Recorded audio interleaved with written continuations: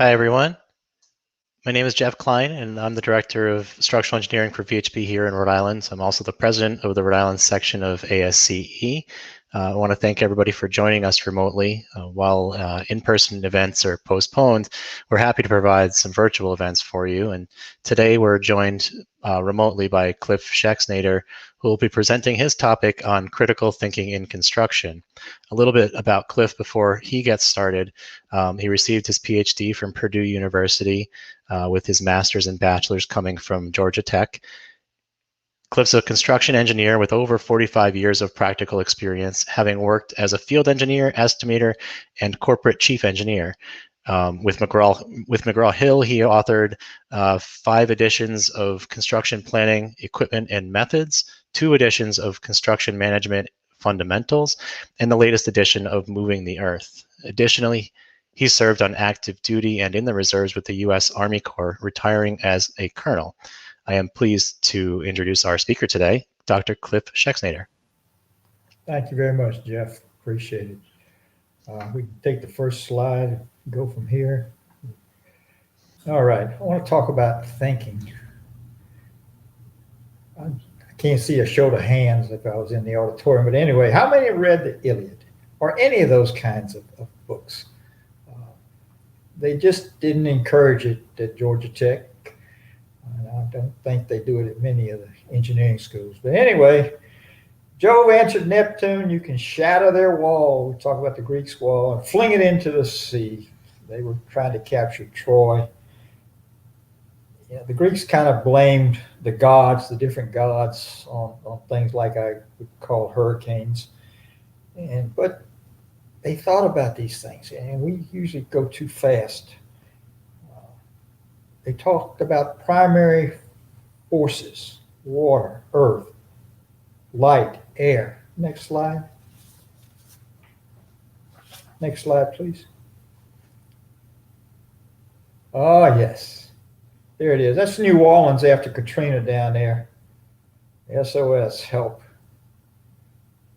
Cover the beach. They'll be utterly erased from the world. And trying to build a house down in South Louisiana right now, and 3 hurricanes. I think I'll wait till next year. Next slide. All right, here's a little more introduction. He already gave you some of it, but yeah, I was a construction company chief engineer. We worked from Maine down to South Florida. Never could hold a job, so I became a professor at the university. Every now and then somebody calls me up, it's got a problem, and I get to do some consulting work. And a lady asked me one time, a couple of years back, over in New Haven, Connecticut, if I'd teach 5th grade geography. The hardest job I ever had. At the 5th grade, they can only concentrate about 10 minutes. And so you got to kind of change what you're doing.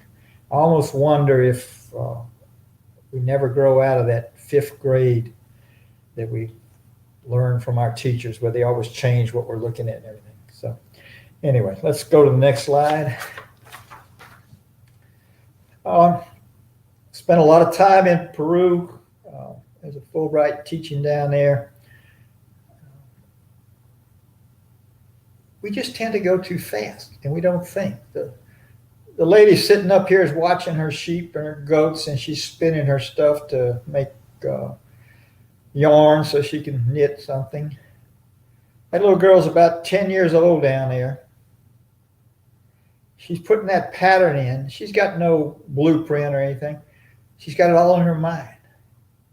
They still know how to go slow. Think about what they're observing. No iPads. It's in her head.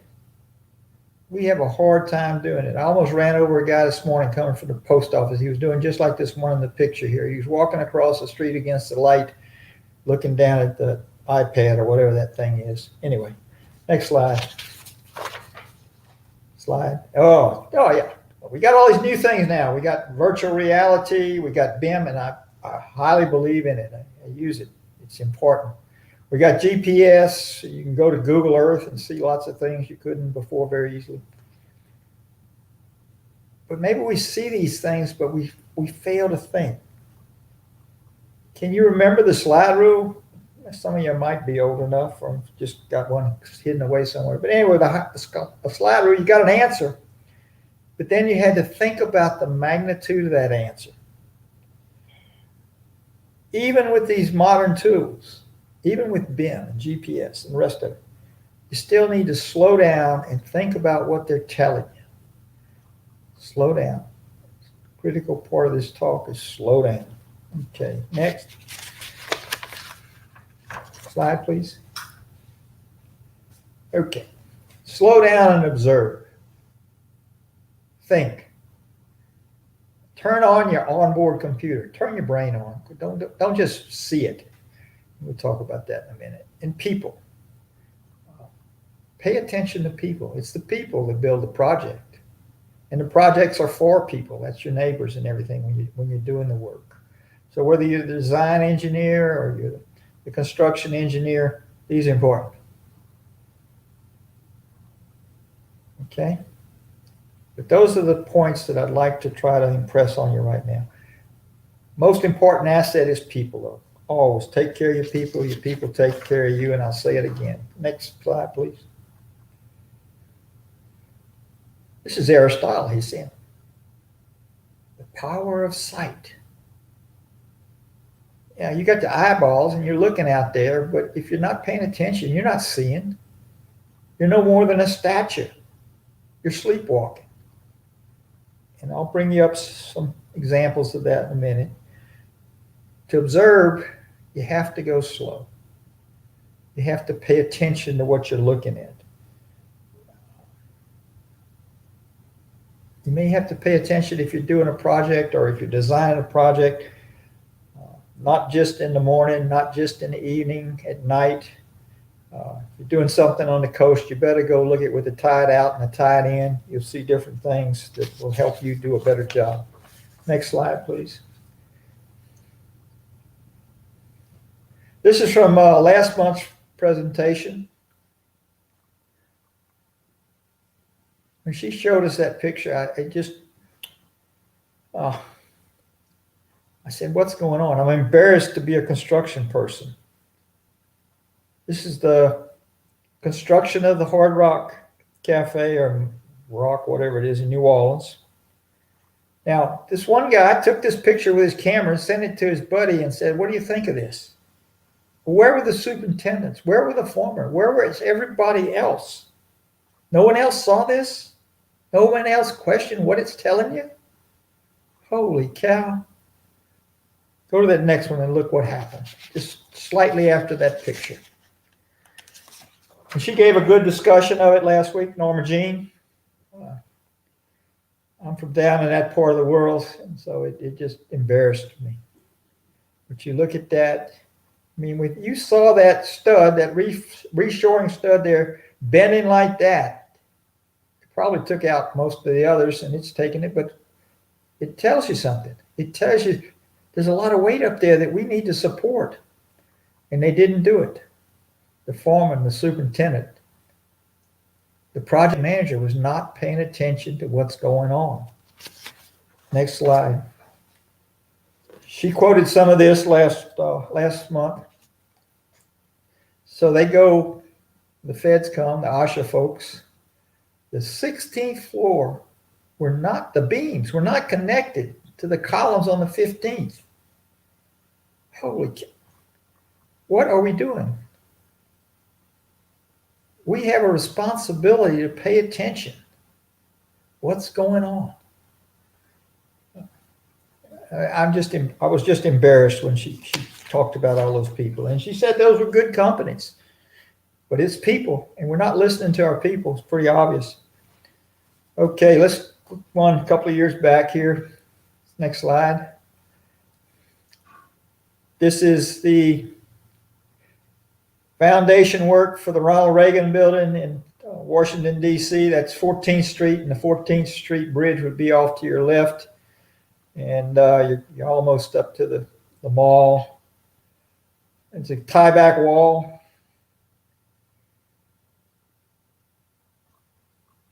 The project manager, the top guy running this project, walked that job almost every day. And he walked not just the construction work. He walked the sidewalks and the streets around there and paid attention. Look at those tiebacks on 14th Street. I don't know how deep that is. And this was a government job that they acted like the general contractor. So you had lots of different contractors they were trying to control or watch and coordinate and everything. And that's part of the reason why the project manager walked it all the time. We need to all do that. He was a good example. We'll talk some more about it. Next slide. Sight and touch. Color tells you something. Touch differentiates. You know, I'm sitting there, I'm in Peru. I want to know whether that's clay or if it's sandy. You know, you put a little in your hand. I can't tell you the PI, but I can tell you I got a clay.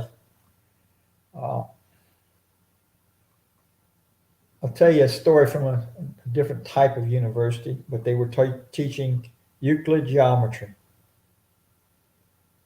There was a soldier in the class that had been blinded by a booby trap when he came home. He went to college. He was taking this geometry class. You know, you expect to see drawings all over the place. He can't see a thing. His roommate, though, would draw those figures on his back so he could understand the question. We need to slow down, just like he did. Use your sight that you're blessed with.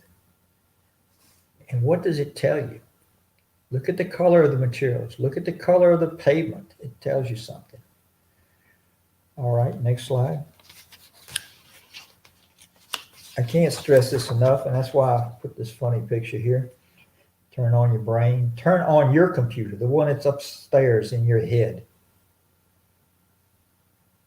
Look at what you're seeing and ask, what do I understand about this? Practical thinking. Obvious. Here's Aristotle taking a lot. He's saying the same thing I'm trying to say today. He says, yeah, all of us have brains and other animals have something, but only the human being, which is a small division of the animal population, has this ability to think. Use it. Use it. Next slide.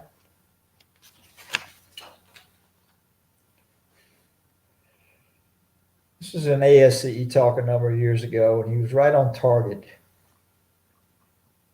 Almost every project, we've got to make engineering judgments.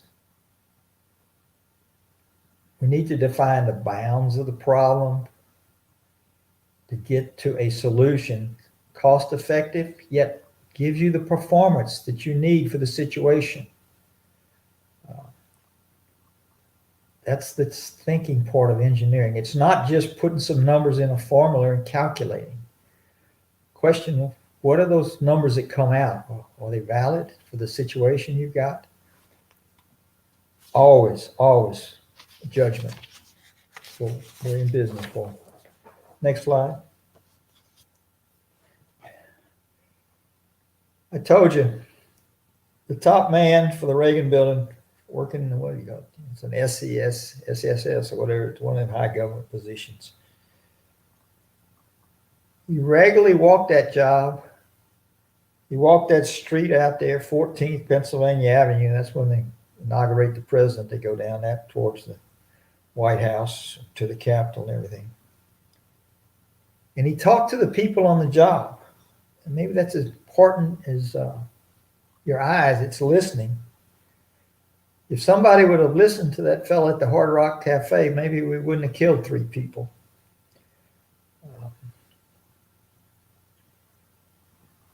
Talk to the people. He's the lowest worker out there. Has been there before. Maybe he's got something important to tell you. And we'll go to another story in a minute. All right. Let's keep going here. This is what's happened to us. Nature, you know, it's maybe if you were a Boy Scout or you like to go camping, nature's something good. I like to go walking up in the mountains of western Massachusetts up there. They're beautiful. But it's become just a romanticized idea, a political cause with a lot of others that people just scream at one another about. But early man became an engineer because he was trying to guide nature so that he could create an artificial environment to grow food, to protect himself from the elements. So he paid much more attention to nature than we do today in many, many cases. It's no longer something we experience daily for most of us. We work in an air-conditioned office or a heated office if up your way in a couple of months. And we don't think about what's going on in nature. Next slide, please. The Greeks thought about it as water, earth. They called it light, but it's fire because light gives us heat, and air. So I'm going to try to go a little through each one of these and maybe make a couple of points about it. Next slide. What is the word engineering anyway? If you go back to the Latin word, it means linking the forces of nature in the practice of engineering. This is the early excavation for the third lane of the Panama Canal. When they were building the original one, the first guy gave up and went home. He didn't like the mosquitoes. Then they sent John Stevens there, and the first thing he did was shut the work down. And he walked across Panama, 50 miles in the mud and in the rain. Go read McCulloch's book, Path Between the Seas. Well worth the effort and the time. But everybody thought they were digging a ditch, a sea level canal. Stevens, from his experience, said the issue is not digging the ditch. The issue is what do I do with all the water? How do I control the water so I can make this thing work? Because it rains a lot down there.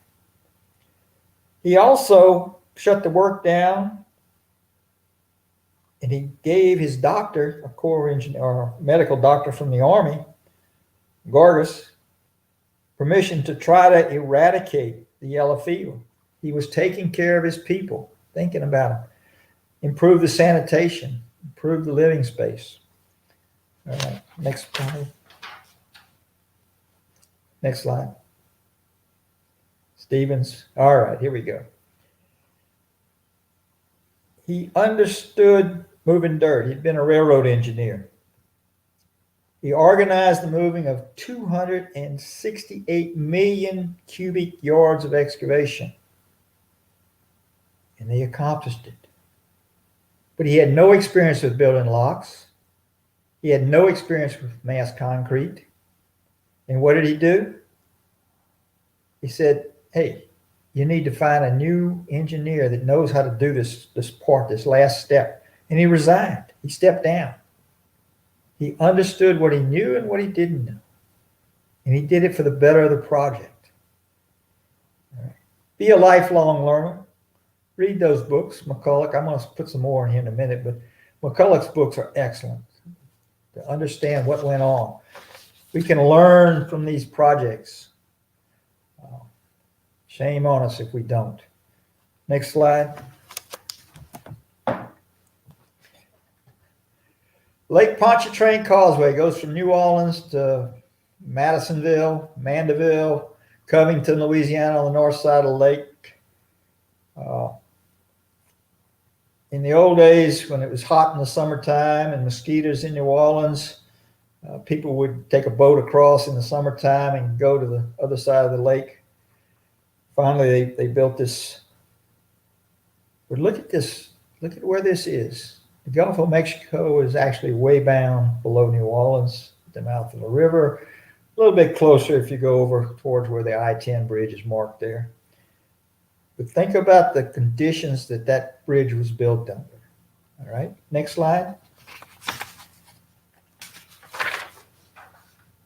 They took that same technology that it developed and they built the I-10 bridge across the Atchafalaya Basin or the swamp. And that's what it looks like. Came from that same casting yard there on the north side of the lake. What are the conditions that I have to deal with if I'm the design engineer, the builder? They dredged that channel between the bridges you see there, and so the barges could come in and deliver the materials that they needed. All right, next slide.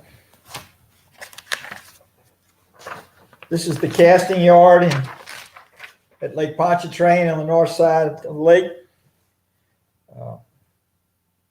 T.L. James, Brown and Root, and Raymond Concrete Pile Company came together and built that yard. All the pieces for the bridge were cast there, and that other bridge I showed you, and many, many other bridges along the Gulf Coast. They got in, they just did it. They did it like a plant. Turned them out. It was a plant. Okay, next slide. 1956. Boy, they built a parallel one there in 69. They built that other bridge I showed you in 73. All the components for those three bridges were fabricated right there in that yard. 2 piles, a bent cap, and a 56-foot deck. Put them on a barge, hauled them out there, drove the piles, put the cap on, set the deck between the two. That first Causeway Bridge was built in 14 months. It's still there. I've ridden it a few times in recent years. Did a pretty good job. Proud of it. I worked for that company, but not on that job. All right, next.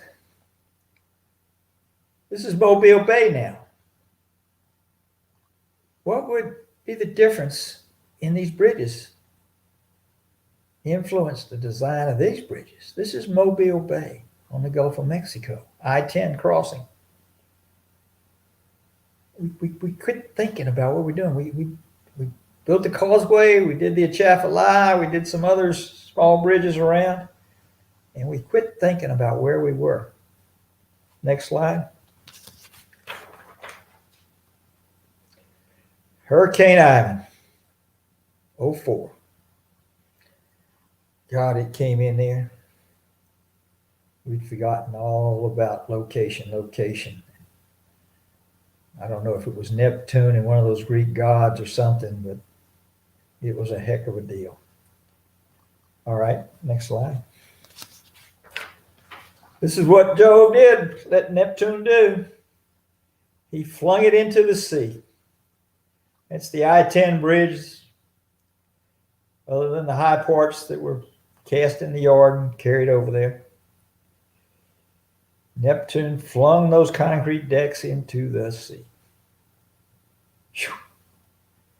We forgot about those others were pretty much protected. The causeway is protected. Lake Pontchartrain, the Atchafalaya swamp is way up the river. The Atchafalaya from the Gulf of Mexico.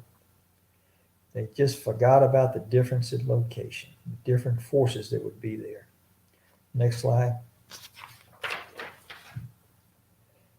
That's what it looked like the next morning.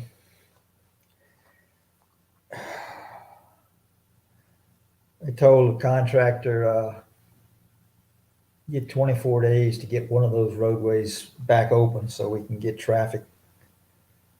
That was the westbound one, the one that was further away from the Gulf. Now, this is not right on the Gulf now. This is up the bay. But still, those waters were pretty good from that hurricane.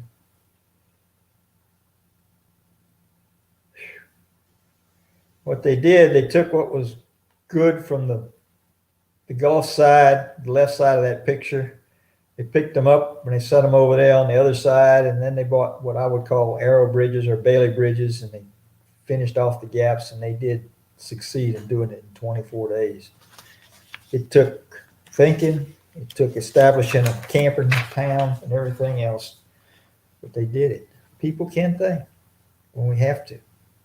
We can do a good job. We can really do a good job. So I don't know, a month ago, next slide. This is further down the bay, closer to the Gulf. And Sally came in here in September, last month. Look at the bridge. Barges broke loose, crashed into the bridge. Crane fell over on the bridge. Brand new bridge, in fact. That one was open. If you work on the Gulf, if you work where you live there in Rhode Island, one of these days there's going to be a storm. And you have to have a plan for handling your equipment. Where are you going to take your barges away from that torrent that Neptune's going to throw at us? You worked on the Hudson River, the Tappan Zee Bridge. They lost a barge there. It caused trouble. They had bad weather. When you plan these jobs, it's not just the operation to do the building. It's the operation to survive nature's forces while you're actually doing the construction. Both parts need to be thought about and planned. I guarantee you the ones that went back and fixed the Esplanade Bay, they had a plan for where their barges were to go further upstream and be moored in case there was another hurricane like this year with 3 on the Gulf Coast. Next slide. Still talking about water. This is a water reservoir for a water system in a community, pretty good sized town. You got a soil cement facing. What do you got to do to get good soil cement? Got to mix it. You got to compact it. Better have the subgrade ready too. You have the mat thickness correct. That's a good idea. Good mix proportions and a temperature. Okay. So the designers probably did this right. In fact, I'm pretty sure they did. The design of the soil cement was right. They called me and they said, let's go take a look and see what's going on. Next slide. There are those things. And the geotech guys talking about the material and talking about the properties and the mix and everything. I went through the construction documents on this job, and everywhere we had failures, they had started placing soil cement again right after a rain. You can't get compaction if you beat on it and the whole thing underneath is like jello. You have to think about what you're doing. Think about what nature has done to that foundation part for that soil cement. It cost them lots of millions of dollars to fix that reservoir. Shouldn't have. We should have been paying attention to what we're doing. The inspector should have been paying attention and say, Mr. Contractor, stop. You're not doing it right. Next slide. Did a lot of work in Peru. It closed up this year. There was an exhibit, the Inca engineering at the Smithsonian American Indian Museum, and that's what a lot of this work was for. But anyway, the Inca engineers, they didn't even have a written language, but they paid attention to nature. They paid attention to where they were working. Now, this is the picture you see in all the travel brochures, and when they say, go to Machu Picchu, go see this. And they did some other things right, like the quarry is back behind you here. So they were moving all them big rocks to build this place from uphill to downhill. But what you really need to do, because it's still sitting there, it's been there over 500 years. Next slide. You need to step over to the left a little bit and look at the foundation. I don't know. The archaeologists say that something like 60% or more of that building, that area, is the foundation. You're sitting on the Pacific Rim. They get major earth tremors every year, practically, and they get real big ones every now and then, maybe 7 in 10 years, something like that. But they understood where they were. They had experienced those tremors, and they understood that they had to work with the earth to get a foundation to keep it up there. I walked through that place, and I can only find one building where there's some crack and one of the columns moved. The rest of it's perfect. They did a good job. They paid attention to what was going on. We need to be the same way. They probably sat there and thought about it a long time, and we would have made a quick search and then say, oh yeah, I know about it. Yeah, right. Next slide.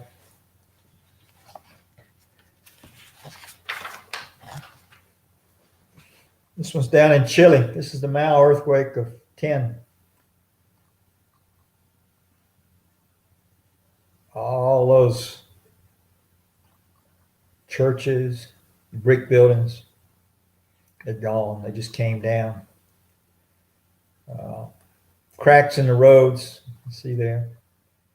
Bridges that kind of moved a little bit. Some of them fell down too. Buildings crumbled. Now wait a minute.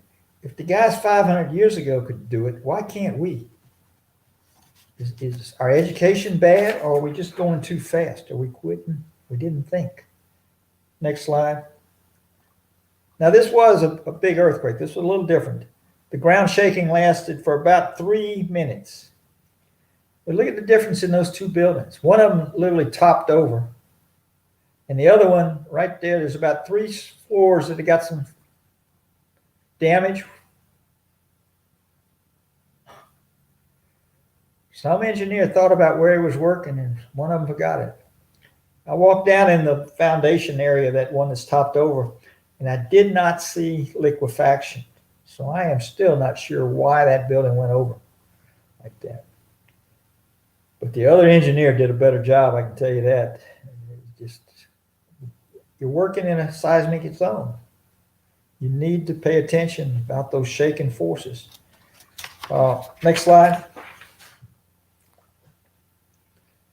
This is down in the same area. Now there was some liquefaction in places in the river here, and so, but they were able to reopen that bridge very quickly. A little leveling course with some asphalt, and they were ready to go. They did a better job. Here's the one that's really embarrassing, though. Next slide. What do we put diaphragms in bridges for? We just do that for funsies? I don't think so. I think they have a purpose. And yeah, they cost a little bit of money. We were building a bridge a long time ago down in Charleston, South Carolina. Had concrete girders. And we hadn't gotten the girders. We got the girders set, and we didn't get the diaphragms in yet. And a hurricane came in, and they all toppled over. I'll give you a clue of what the diaphragm's about. It's about that lateral stuff, motion. Well, some engineers, next slide, please. All the bridges in Chile and Peru, same thing, prior to the 90s. You had those girders, you had diaphragms, you had shear keys to keep those girders sitting in where they're supposed to be. And you had those diaphragms for that lateral stuff. Not only do they have wind, because they do get El Niños down there too, but they do have that seismic effect. But then some engineers that been educated somewhere else in the world came down there and built some big highways. And this is what they did. Next slide. Did they just forget where they were? Did they think saving a few dollars for the diaphragms? I don't have an answer. But there are no diaphragms. That one I showed you that was twisted off the abutment, that's what it caused it. And then the girders moved too and actually fell off the top of the abutment there. I don't have an answer. I think it was the pressure of money. We can't do that. We can't do that. We have to explain what that's all about.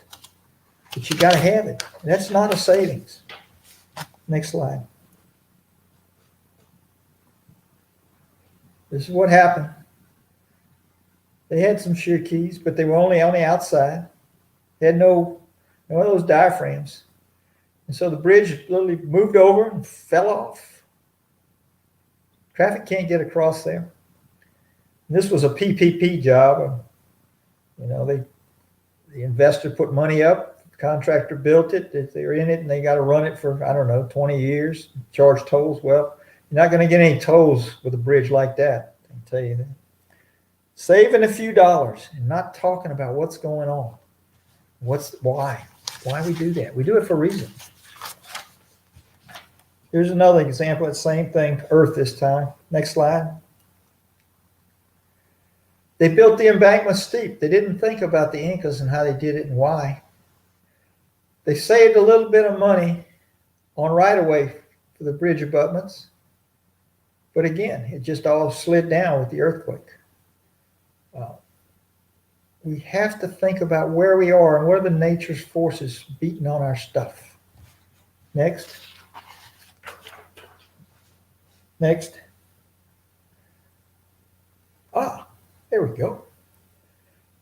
This is Eads Bridge in St. Louis, built 1867, 1874. Eads was a guy with a wooden barrel, used to jump in the Mississippi River and recover old ships that had sunk for one reason or the other. Yep, you can do that. Somebody said they took a boat down there. Very good. Now, Eads, when he's building this, he says, how do I close that arch? Because it's got that light shining on it on one side, not the other. And that light's going to bring heat to it because you're looking north in that picture here. So what he did at the base of those arches, he fixed it so he could adjust them up, down, and then when he got everything in place, that last piece of steel, or cast iron steel, they did steel there, parts of it, the arch was. He adjusted it for what the temperature and the heat was that day, light, and then later on, when everything moderated at night, he could adjust it like he'd get his arch. It's still there. You can go across it. Next picture. There it is. There you can read about the Brooklyn Bridge. Again, one of those good books I recommend to you. Next picture. Light. Oh, yeah. Hit it one more time. There we go. So if I was standing there taking that picture of Eads Bridge, and Eads' arch, what was he? Eads' arch was 500 and something feet. Yeah, 520 feet, that arch he had. So we get to, I don't know, 19 something, a couple of years past when he built his. And they built the arch there, the Gateway Arch, just below the bridge on the St. Louis side. These modern builders. How do I close that arch? Hi-yi-yi. Next slide. Look how that sun plays on there. Next. Next. And they had this brace across there, but that brace wasn't enough. What they had to do is do it early in the morning. They had to get the fire department out there and spray it down to cool it some. And they still had trouble. But they finally got that last piece in there. They didn't build any way to adjust and get that piece in like Eads did. He thought about the problem ahead of time, I think. I'm not sure these guys did. They finally did it, though. It's you can go ride the car up to the top. It's well worth it. Very interesting. Next slide. Everybody knows about this, the Tacoma Narrows Bridge. All about air, wind. This is the speed of air. 40-mile-an-hour winds, November 7th, 1940. It just oscillated till it destroyed itself. The hydrodynamic forces were not unknown. If you'd have read, or if the engineers had read and thought about it, look at what Roebling did to his bridge. Next slide. That's why I keep saying about reading. Why would I tell you to read Walden? You know, that's a transcendentalist, David. Oh, his name was actually David Henry, but the book says Henry David Thoreau. He went out there and he sat at Walden Pond out from Concord, Massachusetts, and he just paid attention. And he drilled holes in the ice in the wintertime to find out the depth. Well, when they were trying to build the first bridges across the Hudson River, I guess the engineer that did it had read Walden. That's how he did it. He walked out there when there was ice across the river and dug a hole and dropped his line. But even Huckleberry Finn, it's about paying attention. Deerslayer's the same thing. And all of McCulloch's books about engineering things, or Stephen Ambrose's books, I recommend them to you. They're enjoyable reading, but they also tell you a lot about slowing down and paying attention. Next slide. Oh yeah, let's go back to that Tacoma Narrows thing. 1851, that bridge I'm showing you here was completed. Worked on it, started about 1850. Searle, Edward W. Searle, was the engineer. Later went and fought with the engineers in the Civil War. The span of that bridge is 841 feet. And it was for horses and carriages and people walking. It's only about 20 feet wide. But if you notice there, particularly you can kind of pick it out on the left side there going down, there's a black line that goes down. 1851, this is even before rolling. He understood about those things bouncing up and down because of what the air does to it. And he put cables on it to steady it, to keep that from happening. Next slide. There he is. He used guide wires, and he extended them down to the shoreline to stabilize that bridge. That was 90 years before the stuff out in Gatlin Gerby or whatever they call it. The people that owned that bridge, though, they didn't like those guide wires, and they were scared, maybe the ice will damage the bridge with them. And they took them off. And there was a storm with wind. February 3rd, 1854. And the bridge collapsed without the guy wires. Ay, ay, ay. Next slide. So we covered those 4 things from the Greeks, but I want to go back to people. This happens to be the same guy running the show that was running the Ronald Reagan building. Now he's not with the federal government. He's working for the contractor. This is 9/11. This is the flight that went into the Pentagon. That's what it looks like later on. 125 people are the people that were inside that airplane. But 26 of the first floor columns, concrete columns, were destroyed completely. 15 others were severely damaged in the crash itself. But the upper floors of that Pentagon section did not immediately collapse. There was a full 30 minutes before a portion of that building directly above that crash site collapsed. Time for people to get out. Time for people to get out. Next slide.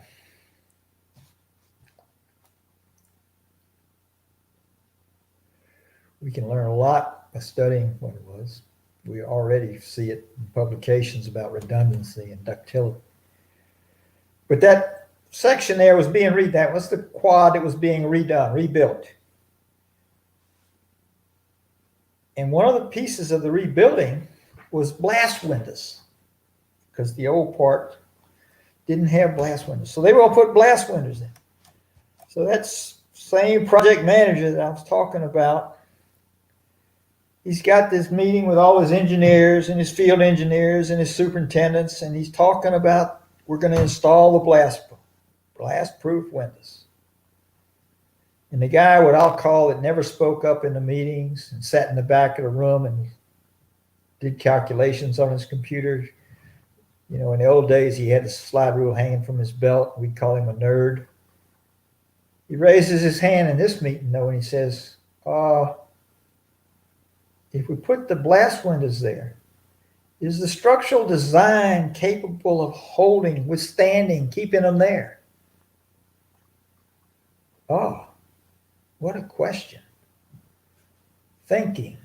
And so they went back and they checked the structural part, and his was right. It's not designed. It was supposed to be, though. We were putting the blast windows in. Somebody asked, not designed for an abuse. Yeah, good question. But we were putting the blast windows in to protect us. And he was right. And they went back and they redesigned it. And that's why those people got out of that section of that wing when that plane went in. I've worked in that building before. I wasn't there then. I wasn't any longer in the military. But still, it was a good question. Listening to your people, all your people. Next slide. People builder projects. They're your most important asset for success. Listen to your people. Listen to your people. You know, at NASA, when they got problems, the routine is to the youngest or the newest hire, the most unknowledgeable engineer gets to answer the question first. They don't want to intimidate those young people. They want to hear those other ideas, not the guy that's done it 12 times before. Listen to your people. People will take care of you. They'll solve the problem. Next slide. This is a job up your way. It's Q Bridge, New Haven. And this is what the contractor did every couple of days, the last day before you took the Thanksgiving break. They fried turkeys, and then they brought all the young engineers out there and they served the working stiffs the Thanksgiving dinner. Build your team. Build a team with everybody, the engineers and the guys that do the work, the people that do the work. It's easy. It's easy, but you got to listen. You got to treat them as friends. Next slide. Put that phone away. Put that iPad away. You know, somebody's already messed you up, made you mad at the stoplight because they were doing that instead of going when they turned green. Slow down and observe. Pay attention. Tend to the other stuff later. Next slide. Go work the project. This is a building project out in LA. Housekeeping. Tells you a lot about the supervision of that project. Tells you about the delivered quality of that project. Tells you about safety. Tells you about the attitude of the people you need to be mentoring so that they do a better job.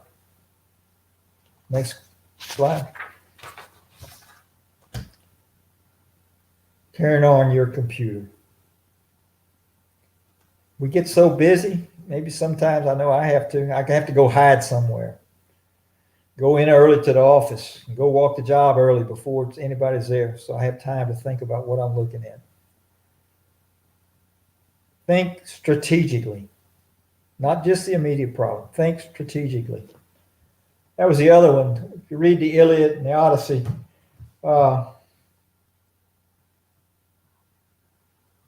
Achilles was only thinking about himself. A lot of his comrades got killed because he only thought about himself. He didn't think about it. Ulysses was not much better. He thought strategically, but he thought strategically only for himself, not for the team, not for everybody, not for what we were doing, only for himself, his own pride. Those two books will teach you that about people. Think strategically, long term. Last slide. You know, you're going to build a project in a metropolitan environment. How are we going to have materials delivered?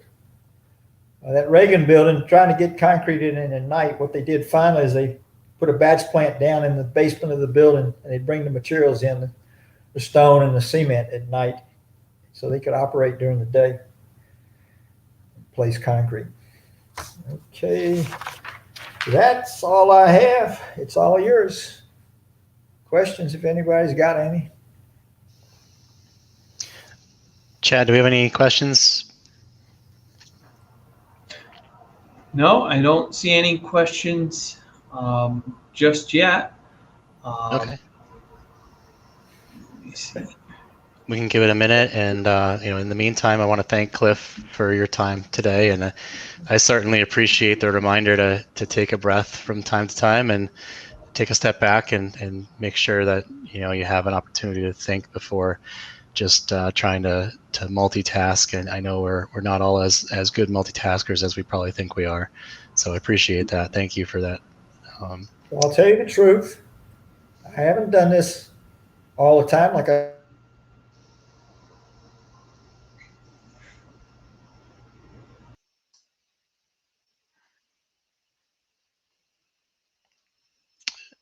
Chad, I think we lost Cliff's audio. I said one time I made a mistake of going too fast, and it cost my company at least $1 million. And all I can say is I had a good boss, and I still had a job. But going too fast. Yeah, it's easy to get into a tough spot for sure. So I think you mentioned as well reading, whether it's fiction or nonfiction. You see that as a way to expand your problem solving abilities in general? It increases your body of knowledge. We should be lifelong learners. It increases your body, and I don't think you have to take a course, but you can just read. And even those, like I said, those histories that McCulloch wrote, they're fun to read. They're interesting, but it's good. It's good. Participating in what you're doing today. That one last month about the hard rock, I learned a lot about it. I was embarrassed because we did that, my engineering colleagues, but pay attention. Sure. All right. Good to be with y'all. Somebody go eat some clam chowder for me. Thank you. I think, Jeff, we are making a donation. Yeah, so it looks like we do have one question. It just popped up. So Pamela Judge asks, I'd like you to highlight. I like that you highlighted the importance of redundancy and taking time, but that's in conflict with budget constraints. Obviously, we all, a lot of us work in a consultant world where budget constraints are an issue. What suggestions do you have for addressing that conflict, Cliff? You are right on target. I'm working with 2 jobs right now, and everybody's running too fast, and I know they're going to make mistakes because I've seen the mistakes that will be made on those type of jobs. But that was a PPP highway job, like an interstate down in Chile, and those things about leaving out the diaphragms to save 10 cents and not buying the necessary right-of-way to do the embankments correctly, they've lost probably 2 years of revenue. If the building falls down on somebody, and the lawsuits down in New Orleans now, or any job like that, it's just you got to do it right. I was with the Corps out of the New England Division out of Boston. We're doing a lot of super fun work for the EPA, and we went out to a job one day, and they're building a dike like to prevent bad stuff from getting in good stuff, and they're using the sandy material. Oh, wait a minute, guys. The stuff's going to flow through the sandy material. You got to have clay. Come on. That's what happens when you go too fast. I'm telling you that. But I realize the pressures. You are right, Pamela. You are right. All right. Thank you very much again, Cliff. In lieu of our standard speaker gift, as we're working virtually, the Rhode Island section of ASCE has made a $100 donation to Direct Relief. It's an organization that's providing Gulf Coast hurricane relief. I want to thank our attendees that stuck with us today. I think this presentation was excellent. I invite folks to look back at the one we had last month. I think that's still posted. Hopefully, Chad, you can nod up and down and let me know if that's correct. And we intend to have more of these. I want to thank Chad Morrison for coordinating and producing today's event behind the scenes and in front. And our next event at this point is scheduled for November 17th. It's at 12 o'clock noon, another lunchtime live stream.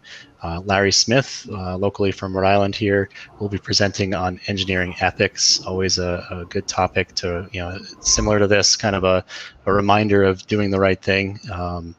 So at this point, that concludes today's presentation. Please keep an eye open for future invitations, and thanks again for joining us. Thank you. Thank you for the donation. It's nothing but blue tarps down on the roofs. It is. Have a great day. Take care.